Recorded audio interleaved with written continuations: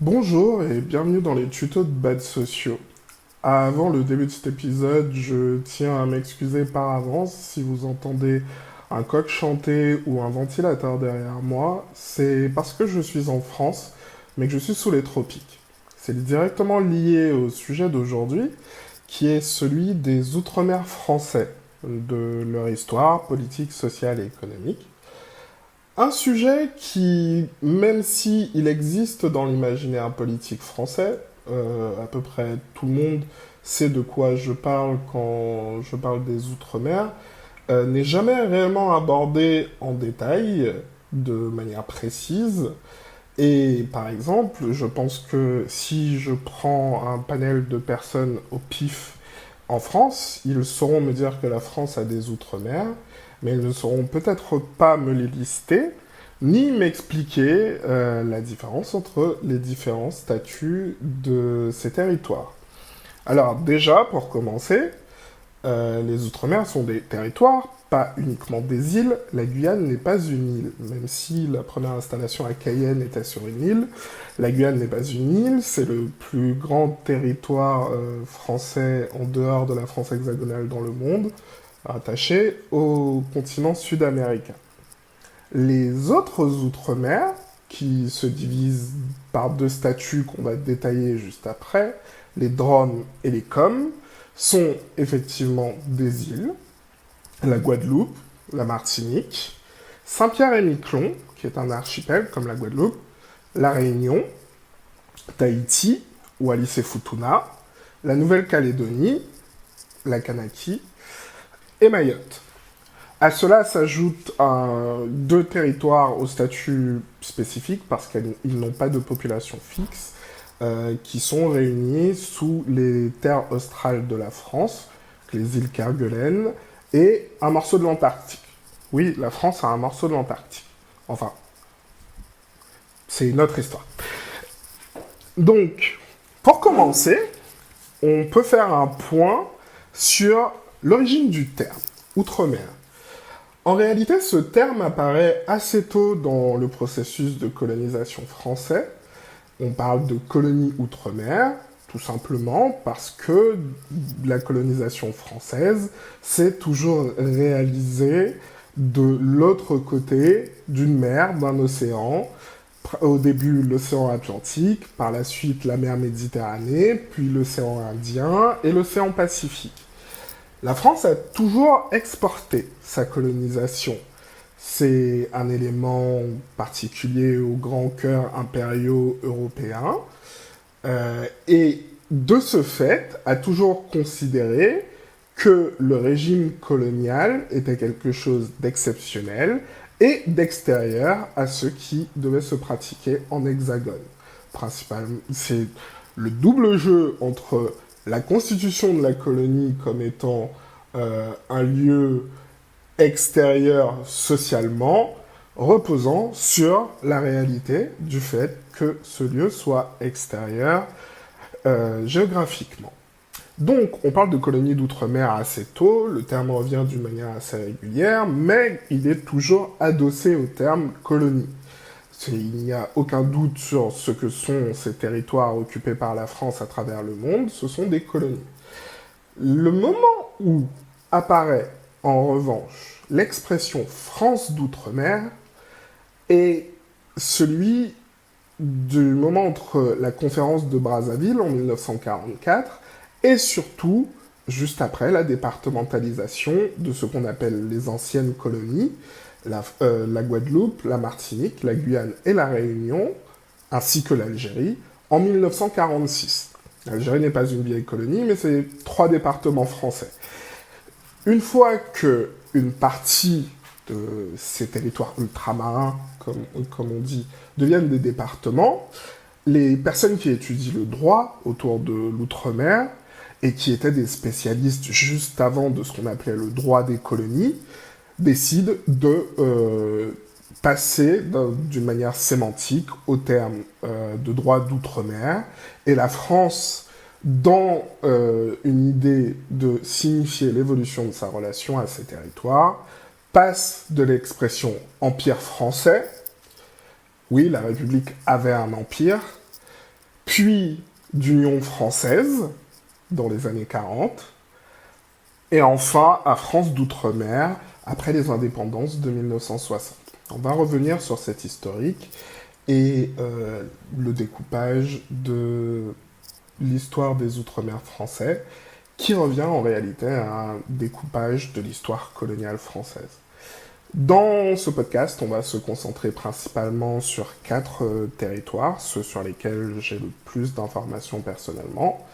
2 anciennes colonies, qui sont aujourd'hui des DROM, donc des départements et régions d'outre-mer, la Guadeloupe et la Martinique, et 2 colonies de la deuxième colonisation, 2 îles du Pacifique, qui étaient des territoires d'outre-mer et qui aujourd'hui sont des collectivités d'outre-mer, la Nouvelle-Calédonie, la Kanaki et Tahiti.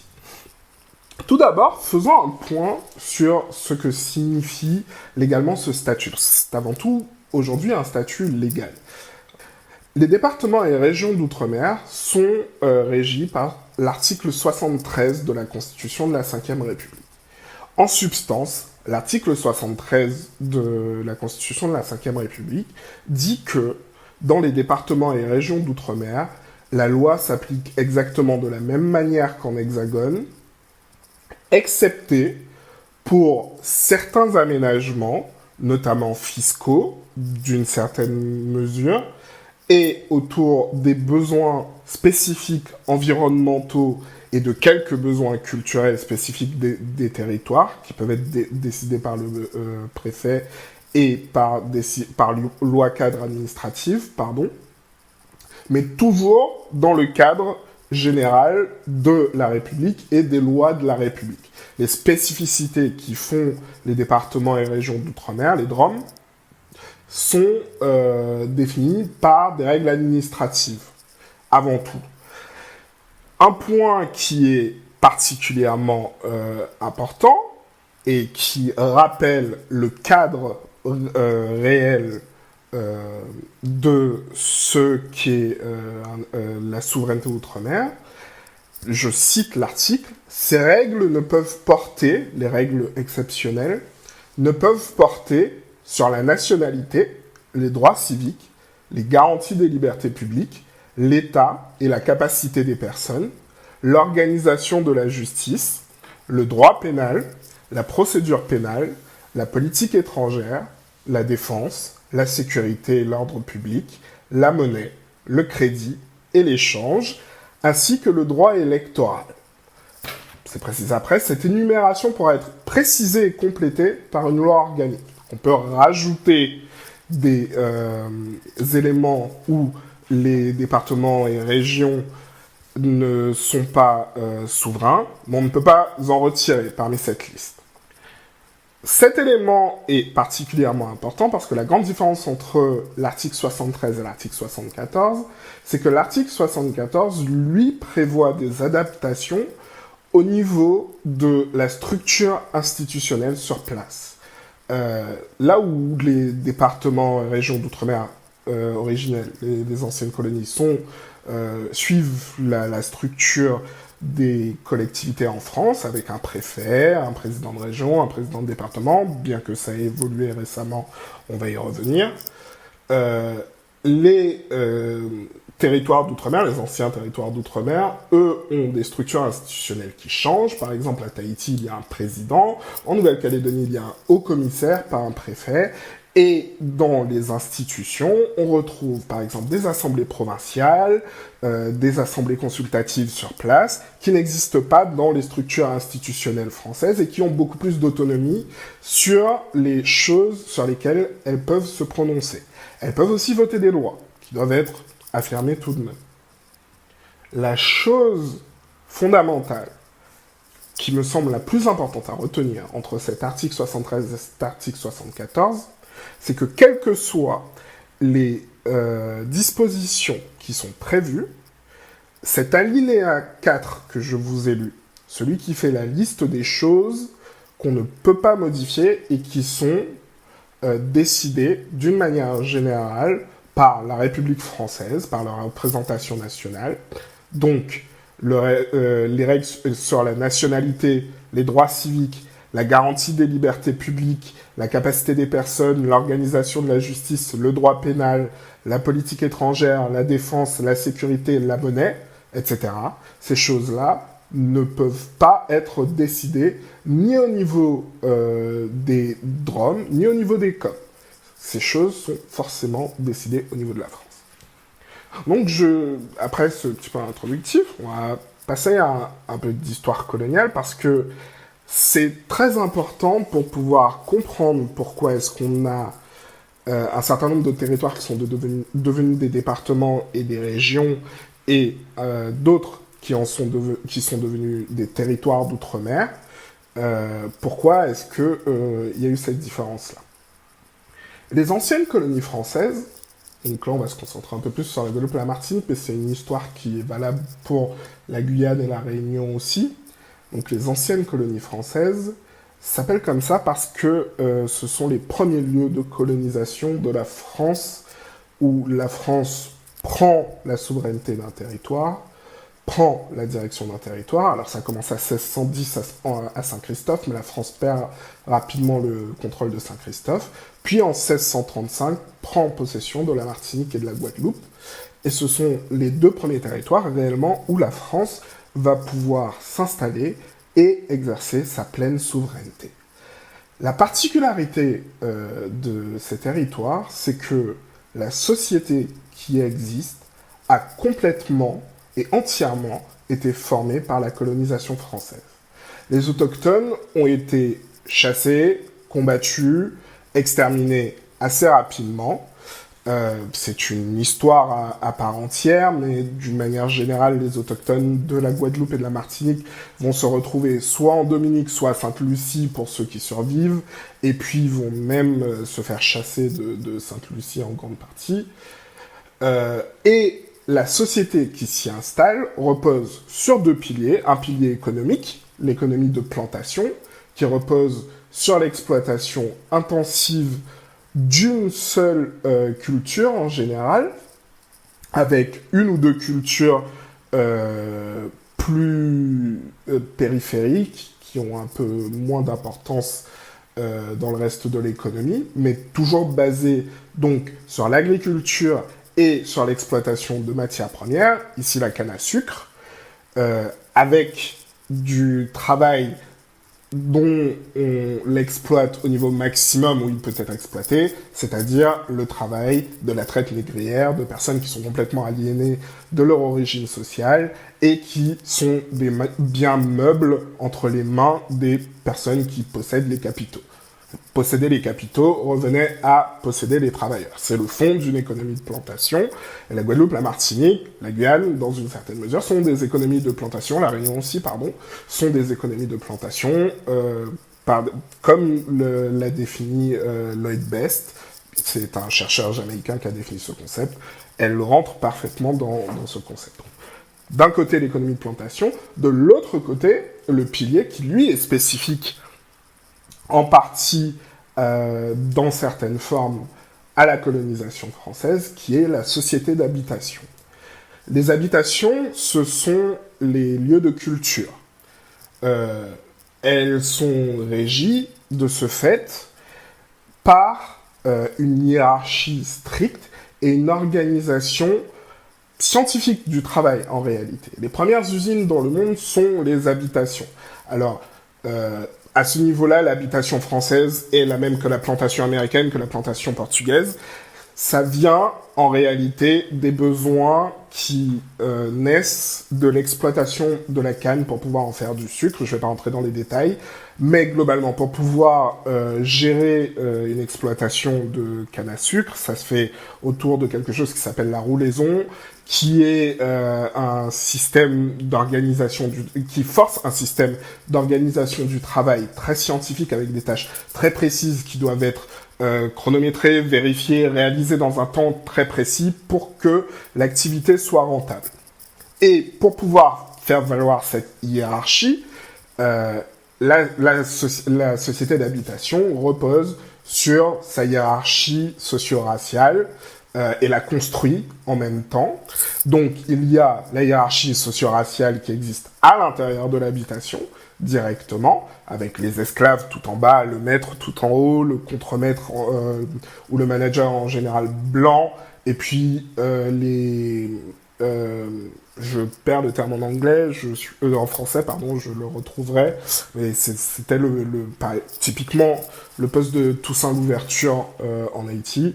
Ce sont des esclaves noirs qui sont juste au-dessus des esclaves pour pouvoir gérer la plantation.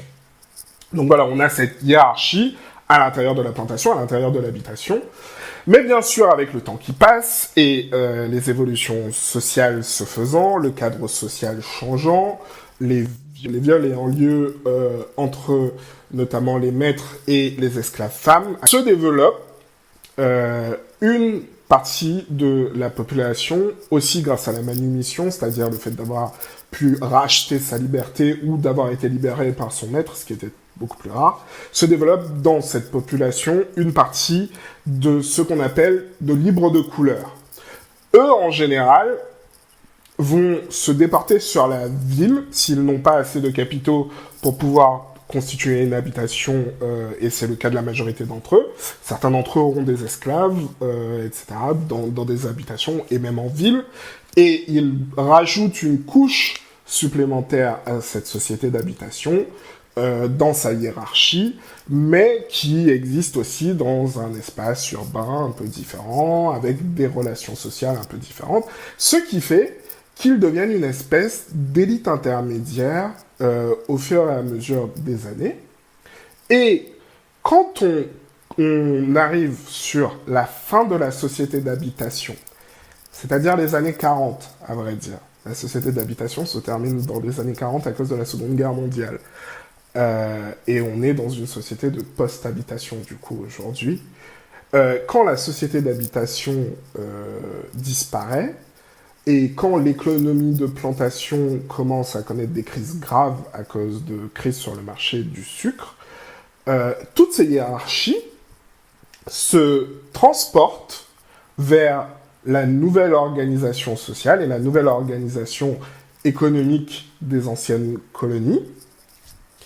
Et typiquement, ce groupe des libres de couleur, qui n'est pas forcément un groupe de métis, ils peuvent être plus clairs de peau, mais ils ne le sont pas tous.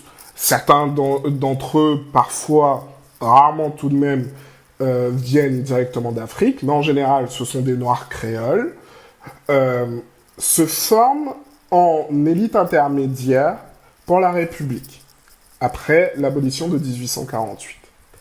La particularité des anciennes colonies, c'est qu'en 1848, tout habitant de ces colonies, quel que soit son statut, devient citoyen. Cependant, les territoires en eux-mêmes restent des colonies, régies par un ensemble de cadres politiques et institutionnels spécifiques, parfois qui donnent plus d'autonomie à ceux qui existent aujourd'hui, étant donné qu'on considère que les territoires sont radicalement différents de la France hexagonale. Donc les conseils généraux, typiquement, qui sont peuplés d'élus, parce que les personnes, les anciens esclaves et leurs descendants ont le droit de vote depuis 1848, donc ils sont élus par ces personnes-là, eux qui viennent un peu plus des élites qui viennent des villes, deviennent l'élite politique des îles. Et c'est à travers eux que l'on voit apparaître la transformation du discours où les personnes de la masse, les personnes de la masse ouvrière et des champs qui réclamaient plus d'égalité, plus de sécurité sociale, etc., ce discours, dans la bouche des élites intermédiaires, qui occupent des places importantes aux conseils généraux sur place, se transforme dans le fait de réclamer le fait d'être français de plein droit. Mais ça ne se veut pas être une trahison du discours des personnes dans les champs, etc. C'est simplement que pour eux, c'est le moyen le plus rapide d'arriver à la revendication sociale et économique des masses qu'ils représentent. Ça, c'est la situation à la veille de la Seconde Guerre mondiale. On va revenir sur la suite un peu après. On va faire un petit tour du monde et on va aller dans les îles du Pacifique. Et là, la distinction est importante. Donc, d'un côté, on a les anciennes colonies, celles qui datent du XVIIe siècle, qui deviendront les drones, qui ont des sociétés qui sont complètement construites par la colonisation française. De l'autre, on a des territoires qui sont conquis par la France lors de la deuxième colonisation. Parce qu'il y a eu deux phases de colonisation. La première concerne l'Amérique, principalement, globalement, et commence donc à la fin du XVe siècle avec les Espagnols, et se stabilise globalement durant le XVIIIe siècle. Au début du XIXe siècle, il n'y a plus réellement de changement de possession de terres, même s'il y a toujours des rivalités. Mais voilà, ça c'est la première colonisation. Et la deuxième colonisation, qui elle a lieu sur l'entièreté de ce qu'on appellera plus tard le tiers-monde, par les pays européens, et les États-Unis qui commencent à emboîter le pas, et qui a lieu, elle, à partir du milieu du 19e siècle. Donc, on peut faire remonter un peu plus tôt, la France envahit l'Algérie en 1830, par exemple, mais le gros de la colonisation de l'Afrique, la France le fera au cours des années 1850. Et dans le Pacifique et l'Asie, la France conquit l'Indochine durant les années 1850, et la Nouvelle-Calédonie en 1864, et Tahiti dans les mêmes années, à peu près. La manière dont la France est arrivée dans le Pacifique est une manière qui est similaire pour toutes les puissances occidentales de l'époque. Donc à l'époque, il y a déjà les États-Unis qui rentrent dans le jeu aussi. Et certains d'entre vous seront peut-être familiers avec l'histoire de l'ouverture du Japon, où un commodore américain se présente sur les côtes japonaises avec son bateau bien chargé de canons, et dit aux Japonais, soit vous rouvrez votre pays au commerce avec le nôtre, soit on tire. Ça porte un nom, ça s'appelle la Gunboat Diplomacy, et ça définit globalement la forme de la colonisation dans l'espace Asie-Pacifique sur toute cette période. Et c'est exactement ce que fait la France en Nouvelle-Calédonie et à Tahiti. Alors, en Nouvelle-Calédonie, la France s'y présente par elle-même. Il y a déjà des missionnaires anglais présents, mais pas autant installés, et ils prennent possession assez rapidement et assez facilement de l'île. À Tahiti, ils font face à un peu plus d'opposition des Britanniques. Il y avait des missionnaires protestants installés depuis longtemps, avec des intérêts économiques précis installés sur place. Il faut un peu plus de conflits, mais dans les deux cas, c'est par la force militaire, par la présence militaire, que chacun de ces territoires est conquis. Et surtout, chacun de ces territoires a des peuples autochtones. Des peuples autochtones qui, bien qu'ils seront très malmenés, les Kanaks typiquement connaissent aussi des épidémies, connaissent aussi des violences énormes de la main des Français, ne seront pas complètement exterminés comme les peuples autochtones d'Amérique.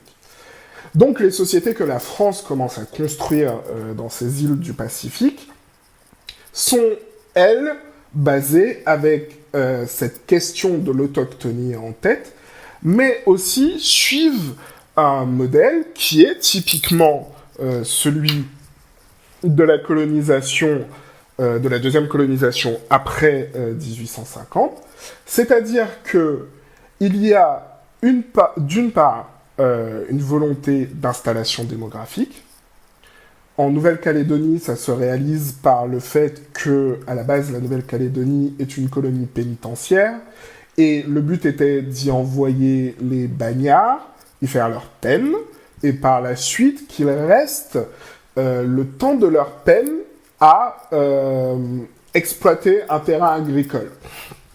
C'est d'ailleurs comme ça que l'administration pénitentiaire va prendre de plus en plus de place en Nouvelle-Calédonie, vu qu'il faut donner de la terre à ces bagnards qui sont libérés et qui doivent rester au moins autant que le temps de leur peine, mais dont on espère, dont c'est le but politique affiché, qu'ils restent après leur peine, pour être installés comme étant agriculteurs sur place, pour pouvoir faire fructifier le territoire et rapporter économiquement à la colonie, à la France, de manière générale.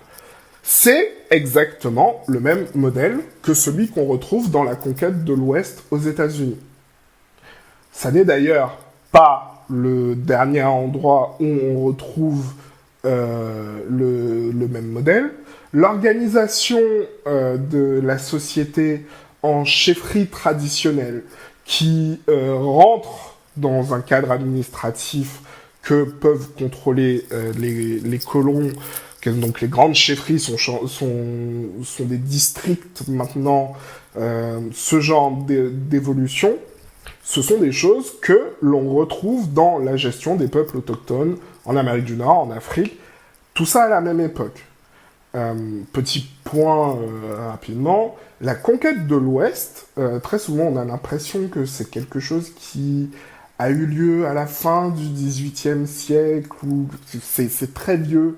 Non, c'est un phénomène de colonisation de la deuxième partie du XIXe siècle. C'est un phénomène qui commence à peu près en 1830, comme la colonisation de l'Algérie, et qui se termine globalement en 1890, comme la colonisation de l'Afrique.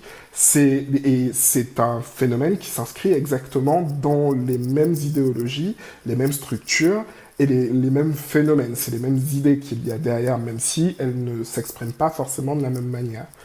Donc, on retrouve cette reproduction de niveau institutionnel, etc., mais aussi la création de réserves, exactement comme aux États-Unis. Et à Tahiti, le parallèle est d'autant plus marquant que la manière dont les Français prennent la souveraineté totale sur Tahiti, c'est en brisant un traité signé avec les autochtones sur place. La grande spécialité des Américains.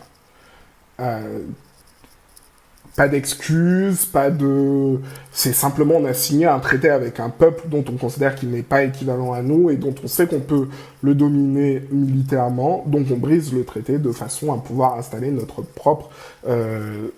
propre citoyenneté sur le territoire.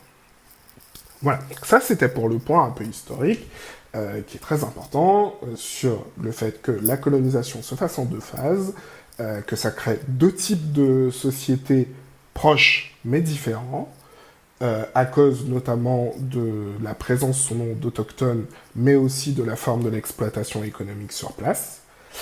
Et on arrive à la Seconde Guerre mondiale.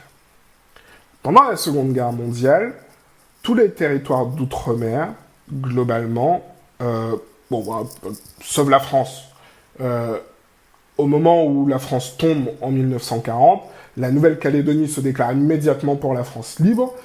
La France et la Martinique, qui sont sous le contrôle d'un homme qui s'appelle l'amiral Robert, installé en Martinique, et en Guadeloupe, d'un gouverneur qui se nomme Saurin, et qui sont attachés à Vichy. Alors, sont-ils vichistes? La discussion est ouverte, parce que ce sont des personnes qui étaient en poste avant, pour certaines, et qui surtout ont une vision très coloniale dans leur gestion des îles.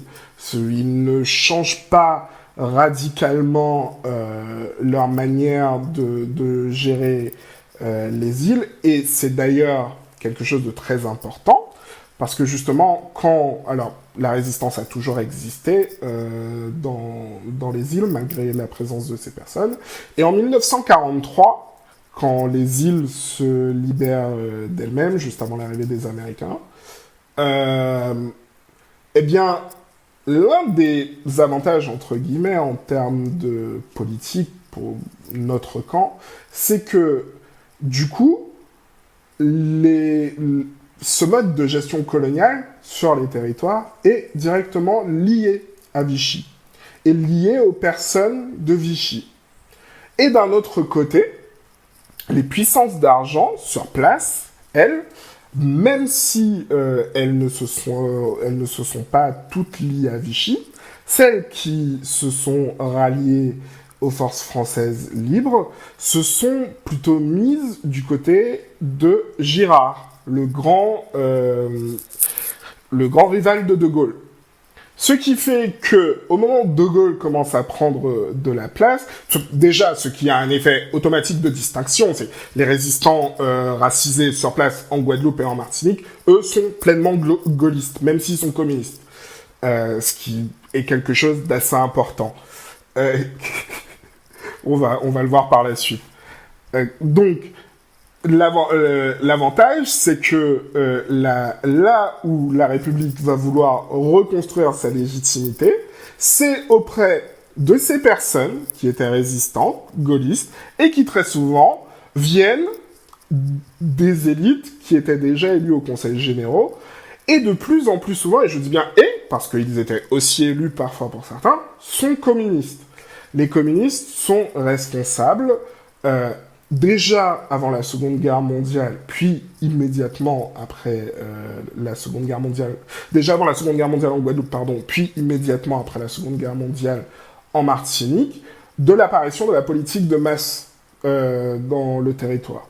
Le fait que la population commence à vouloir pouvoir exprimer ses besoins directement par elle-même, et plus au travers de ses représentants, qui, eux, ont de plus en plus souvent un discours qui se repose sur l'assimilation à la France, le rapprochement à la France, le fait de devenir citoyen français de plein droit, d'être pleinement reconnu, même si il y a des divisions dans la forme que ça doit prendre. Certains sont pour une départementalisation totale, celle qu'on a globalement aujourd'hui, celle où on devient un département français, punto basta, et d'autres sont pour l'existence d'un statut plus hybride où les conseils généraux garderaient autant d'autorité qu'ils n'en avaient auparavant, avant la Seconde Guerre mondiale. Tout ça a lieu dans un contexte plus général, qui est celui de la conférence de Brazzaville, qui a eu lieu en 1944, où le général de Gaulle a promis, justement, comme on disait, de, dans quelque sorte, récompenser la loyauté des colonies françaises.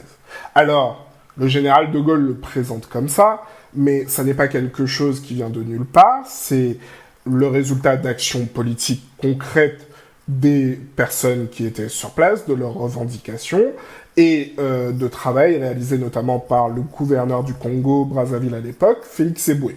Je vous invite à aller regarder qui c'est. Peut-être qu'un jour on fera une parenthèse sur lui. Donc, d'un côté, la conférence de Brazzaville établit ce cadre, qui sera plus tard celui de l'Union française, où l'idée est de faire ressortir le destin commun de la France et de ses colonies. En 1944, on ne parle pas encore d'arrêter de les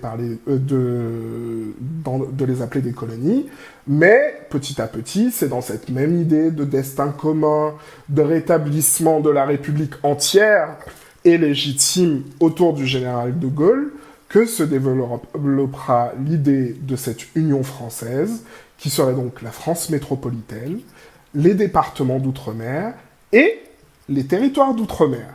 Les territoires d'outre-mer, à la base, ce n'est pas simplement les îles du Pacifique, Saint-Pierre-et-Miquelon, tous ces territoires au statut particulier. Les territoires d'outre-mer regroupent l'intégralité des colonies françaises à ce moment-là, en 1946. Avec comme idée qu'il sera laissé 3 chemins possibles aux 10 territoires d'outre-mer, soit devenir des départements d'outre-mer, comme la Guadeloupe, la Martinique, la Guyane et la Réunion, soit garder le statu quo au sein de l'Union française, à l'époque, soit de prendre leur indépendance. Alors, ce troisième chemin sera celui qui sera suivi par la majorité des pays. Mais déjà, pour pouvoir mettre un petit astérisque sur ce troisième chemin, il y a l'histoire de la Guinée.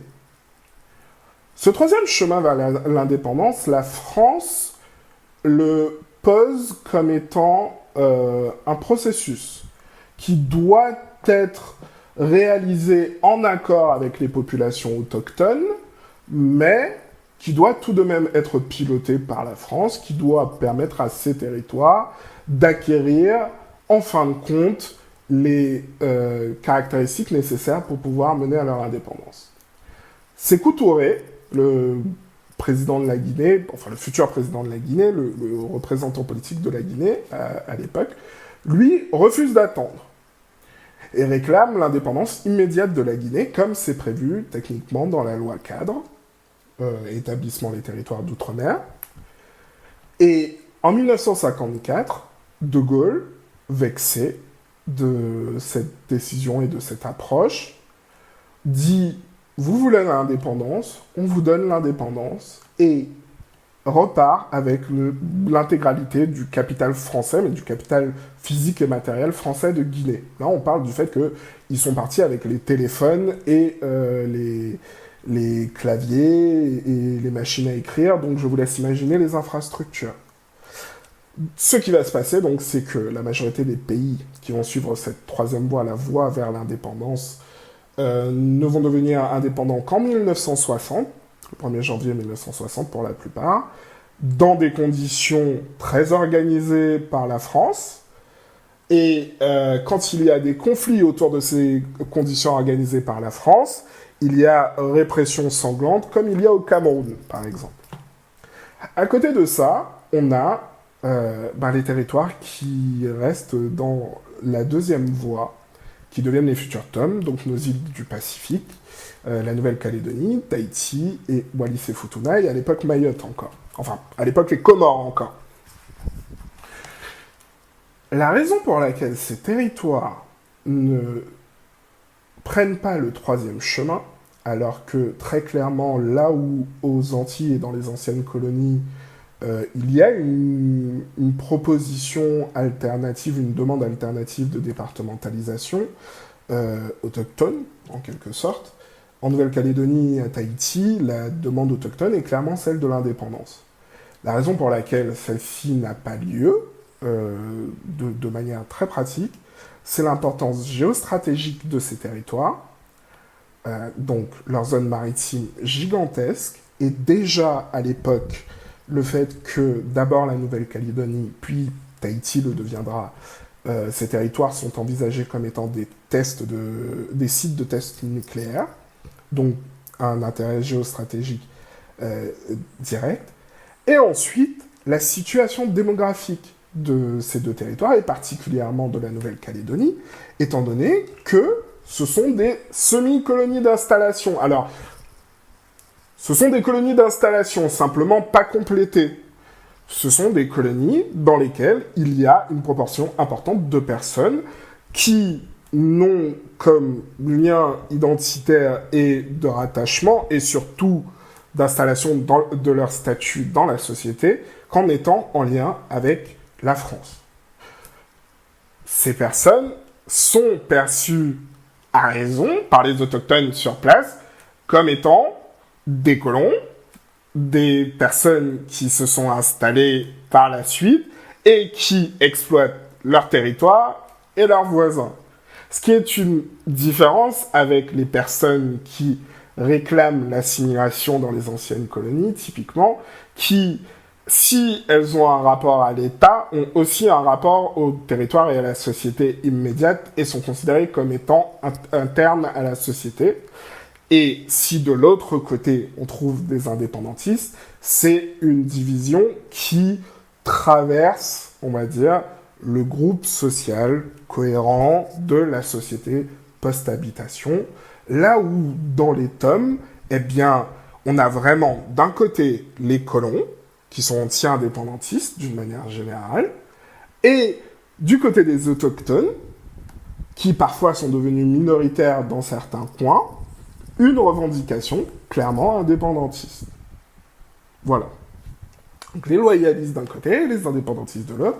Entre cette situation démographique et les intérêts géostratégiques, la Nouvelle-Calédonie, Tahiti, Wallis et Futuna, dans une certaine mesure, se retrouvent à prendre donc ce deuxième chemin qui est celui de rester un territoire d'outre-mer à l'intérieur maintenant de ce qu'on appelle la France, tout court, la République française, la France d'outre-mer, avec donc les dispositions de cet article 74 qui leur laisse de la liberté au niveau institutionnel, qui, dans le cas de la Nouvelle-Calédonie, inclut un processus de réflexion vers l'indépendance, dans le cas de Tahiti aussi, mais qui reste sous pleine souveraineté française. Donc on en arrive aujourd'hui aux contradictions que posent ces champs politiques. Ces champs politiques qui, d'une part, existent de manière autonome et, d'autre part, sont sous souveraineté française parce que, je reviens encore une fois à mon alinéa 4, les questions de nationalité, de droits civiques, de garantie des libertés publiques, d'organisation de la justice et de monnaie restent sous l'égide de la France. J'ai oublié la défense. Donc, toutes les choses qui forment la souveraineté essentielle d'un État sont sous l'égide de la France. On se retrouve donc avec des champs politiques dans lesquels les acteurs, quand ils doivent se battre pour des ressources, se battent d'une part pour des ressources tronquées, ce qui désarticule déjà le champ politique, mais ce qui finit de le désarticuler, c'est que la souveraineté importante, celle qui devrait permettre d'agir politiquement pour la population, est installée ailleurs. Et installée dans un ailleurs qui a une vision de ces territoires qui est directement inspirée de son héritage colonial. Même quand vous regardez les développementalistes, les administrateurs qui disaient vouloir améliorer, entre guillemets, la situation de la Guadeloupe, de la Martinique ou de la Nouvelle-Calédonie, ce sont littéralement des anciens administrateurs coloniaux qui utilisent exactement le même langage pour justifier des mesures parfois différentes, pas tout le temps différentes. C'est exactement le même cadre de souveraineté. Donc on a ces personnes qui, elles, ont le pouvoir de former la société et l'économie, et de l'autre, on a des personnes, des représentants dans un champ politique, qui sont privés de ressources, et qui, du coup, vont faire soit une chose, soit l'autre. Dans les anciennes colonies, comme je vous l'ai dit, ça se divise en deux camps. D'un côté, il y a un camp qui va s'attacher à l'autorité et à la légitimité de l'État et de la République française pour exister dans le champ politique institutionnel, pour pouvoir être élu, etc., et retirer les ressources qui pourraient en ressortir. De l'autre côté, toujours dans le champ politique des anciennes colonies, on a les personnes qui veulent s'éloigner, rompre, défaire le lien avec l'État français, aller vers une plus grande autonomie, aller peut-être vers l'indépendance, et qui sont donc en double conflit avec, d'un côté, les personnes qui occupent le même champ politique qu'elles, et de l'autre côté, l'État français. Déjà, ça crée un champ politique désarticulé particulièrement compliqué. Dans les îles du Pacifique, cette séparation est entre indépendantistes et loyalistes, avec l'idée profonde que les loyalistes sont les personnes qui arrivent, pour la plupart d'entre elles, avec la colonisation française. Et que les indépendantistes, de l'autre côté, sont principalement les personnes autochtones. Donc le rapport avec l'État français n'est pas exactement le même. Le conflit n'est pas exactement le même, mais la désarticulation est un peu la même. D'un côté, on a une masse qui essaye d'exister, de retrouver son identité, d'avoir une forme de souveraineté sur son expérience. De l'autre, on a une élite à l'intérieur du champ politique qui est reliée à l'État français pour sa légitimité.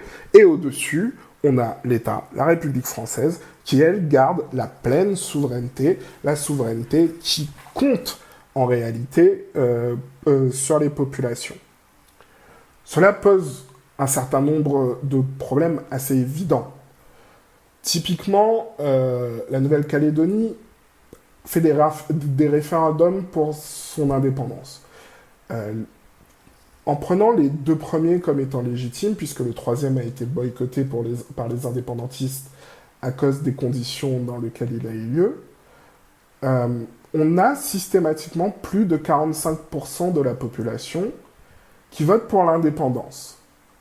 Cependant, un non à ce référendum veut dire conserver le statu quo, ce qui en réalité est un renforcement de la position politique de l'élite sur place et de la souveraineté française sur le territoire. Comment conserver la souveraineté sur un territoire où 45% de la population ne veut pas vivre sous cette souveraineté? Est-ce que le simple principe de majorité absolue de 50 plus 1 fait réellement sens autour d'une telle question? Je pense qu'on peut avoir un début de réponse quand on observe les grandes crises du XXIe siècle qu'ont connues ces territoires. En 2009, en Guadeloupe et en Martinique, ce qui s'est joué, en réalité, c'était une demande de renouvellement du champ politique d'une manière générale. D'un côté, on a les autonomistes qui étaient principalement organisés autour d'associations culturelles ou de syndicats et qui n'avaient pas d'existence dans le champ politique institutionnel et donc de moyens matériels concrets de mener les changements de grande envergure qu'ils demandaient porter dans leurs paroles, et de l'autre, un État qui se concentrait sur sa relation avec le groupe des élus institutionnels en ignorant cette demande populaire. Et c'est cette demande populaire qui a fini par s'exprimer dans la rue. Et je pense que c'est encore cette énergie politique populaire exprimée dans la rue en 2009 et qui n'a jamais trouvé de réalisation concrète ni au niveau institutionnel, ni dans la relation souveraine avec la République française, qui explique des mouvements de distinction et de rejet parfois réactionnaires, comme les mouvements de destruction des statuts, ou comme la crise autour de la vaccination et du Covid en 2021. Ce sont à chaque fois des crises de souveraineté claires qui se répètent, qui empirent à chaque fois, où on a une masse qui essaye de marquer sa distinction de l'État français comme priorité politique, parce qu'il leur semble que c'est la condition originelle et nécessaire à pouvoir appliquer un changement qui leur serait bénéfique. De l'autre côté, on a les événements récents en Kanaki, en Nouvelle-Calédonie, qui eux sont directement liés à des choses que la France se réserve dans son cadre souverain, typiquement la capacité d'avoir pu voter à l'Assemblée française le dégel du corps électoral, alors que c'était quelque chose qui était prévu dans les accords de Nouméa. La capacité pour la France d'exercer sa souveraineté en envoyant ses soldats et sa police face à une population qui est dans un mouvement social pour pouvoir réclamer ses droits civiques, plutôt que les personnes sur place puissent, elles, s'organiser de façon à défendre leurs droits civiques. Et c'est pour ça que, à chaque fois, je reviens sur cet alinéa 4 de l'article 73 de la Constitution de la Ve République, c'est qu'en réalité, cet article se présente comme étant une protection des droits des ultramarins, des habitants outre-mer, une protection de leurs droits civiques, de leurs libertés publiques, d'avoir une justice organisée correctement, une politique étrangère gérée correctement, une défense efficace et une monnaie efficace. En réalité, ce ne sont pas des droits qui sont accordés aux ultramarins, ce sont des outils de souveraineté qui sont accaparés et contrôlés par la France, selon les intérêts de la France, selon les intérêts définis par les élites en France et par le corps électoral français principalement. Donc en réalité, c'est la France qui dit qu'elle décide du cadre des libertés publiques, du cadre des droits civiques, du cadre de l'organisation de la justice, de la défense, etc., pour ces territoires. Ce n'est pas une garantie de droit, c'est une garantie de souveraineté. Ce qui va complètement à l'encontre de la demande ouverte d'indépendance des anciens territoires d'outre-mer, mais aussi en réalité de la demande politique qu'il y avait derrière la demande de départementalisation de 1946, qui était celle de devenir citoyen à part entière pour tout ce que ça veut dire, mais en réalité pour pouvoir sortir des hiérarchies inégalitaires de la société d'habitation. Je vais faire une conclusion un peu rapide. La France utilise les dom-toms, les dromcoms, à la fois pour assurer sa force de projection internationale, militaire, culturelle et économique. Les monopoles que les grandes puissances d'argent ont pu se constituer dans les anciennes colonies, principalement en Martinique et en Guadeloupe, ce sont des outils de projection économique pour la France aujourd'hui. Le plus grand conglomérat béquet de Martinique et de Guadeloupe par extension, c'est une entreprise qui aujourd'hui a des actifs en Chine, au Maroc, en République dominicaine, aux États-Unis. Ce sont des outils de projection économique. C'est basé sur l'exploitation des dom-toms, ce sont des outils de projection économique. Je continue. La souveraineté française face aux autres puissances du cœur impérial et sa capacité à continuer d'exister et de se comprendre, la France de se comprendre comme État, repose sur les dromcoms. Et donc, sur les champs politiques ruinés de ces territoires par le manque de souveraineté. S'attaquer à leur statut, c'est s'attaquer à l'intégrité de la France. Leur importance est liée à l'imaginaire colonial et soutenir leur autonomie et leur développement de souveraineté repose sur le fait de rejeter l'ensemble de cet imaginaire, y compris l'universalisme républicain et l'idée d'un destin commun, pas d'un destin commun sur nos territoires, d'un destin commun entre nos territoires et la France directement. C'est un combat global, car les mêmes questions se posent à des niveaux différents pour tout le Sud global, indépendant ou pas.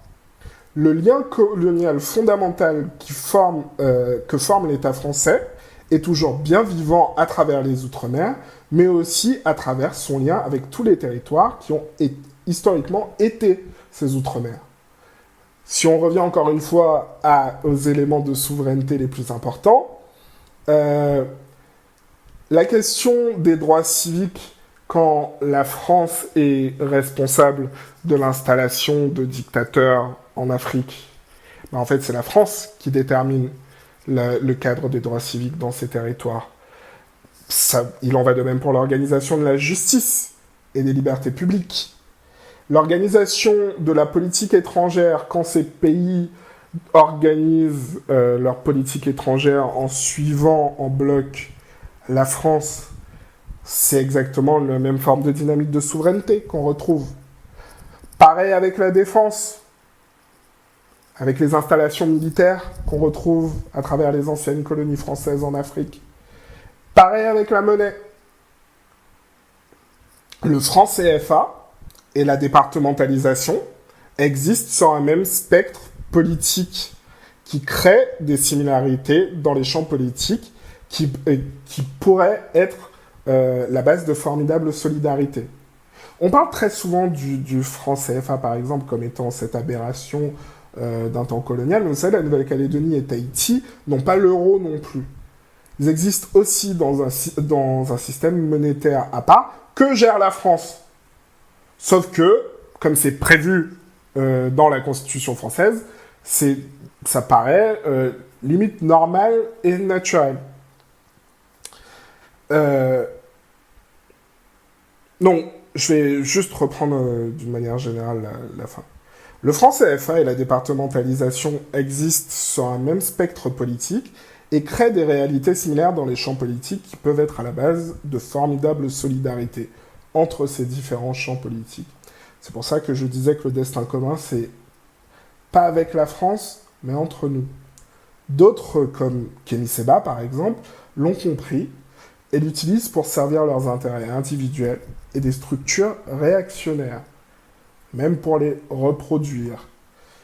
À nous d'y répondre en reconnaissant la pertinence de ce lien et les mouvements qui s'articulent autour. Le fait que le Niger ait expulsé la France militairement, le fait que le Burkina ait expulsé la France militairement, les discours que Kémy Séba tient sur le franc CFA, les discours que l'on peut retrouver autour de la vaccination, autour de la propriété terrienne très réactionnaire en Guadeloupe et en Martinique, en réalité, tous ces discours s'inscrivent dans le fait de répondre à une réalité concrète qui est celle de la souveraineté de la France sur nos territoires. Et ça n'est qu'en commençant par répondre de manière matérielle à cette question, en disant par quels moyens, par quels critères et par quel outil on va assurer la souveraineté démocratique et populaire de ces territoires vis-à-vis de la France, que l'on va pouvoir répondre à ces groupes qui utilisent cette réalité pour pouvoir exporter le même package d'idées réactionnaires qui parfois servent d'autres souverainetés, qui toujours servent d'autres souverainetés. La souveraineté démocratique et populaire, c'est le pire ennemi du néolibéralisme. Ce que vise le néolibéralisme, c'est faire disparaître la souveraineté démocratique et populaire sur Terre, de façon à ce que les travailleurs soient complètement désarçonnés face aux personnes qui possèdent le capital. N'ait aucun niveau démocratique, levier démocratique, ni dans un cadre institutionnel, dans une démocratie libérale, ni au niveau économique à l'intérieur de l'entreprise, ni non plus au niveau social, dans la manière dont on pourrait s'organiser et dans ce qui est normé dans nos différentes relations de genre, etc. Toutes ces questions-là sont des questions de souveraineté. Toutes ces questions-là couvrent la question de la souveraineté démocratique et populaire. Et on a une chance, entre guillemets, formidable en France d'avoir des territoires où on peut réfléchir à une forme de souveraineté démocratique et populaire qui soit transversale et qui trouve ses solidarités dans le fait de répondre à un appareil colonial spécifique qui est celui de la France. Parce que c'est ce qui nous lie, en réalité. Voilà, j'espère que vous avez apprécié ce nouveau podcast. Et il est un peu long. Voilà. Je vous remercie de votre écoute et je vous souhaite une bonne semaine. Bad Socio out.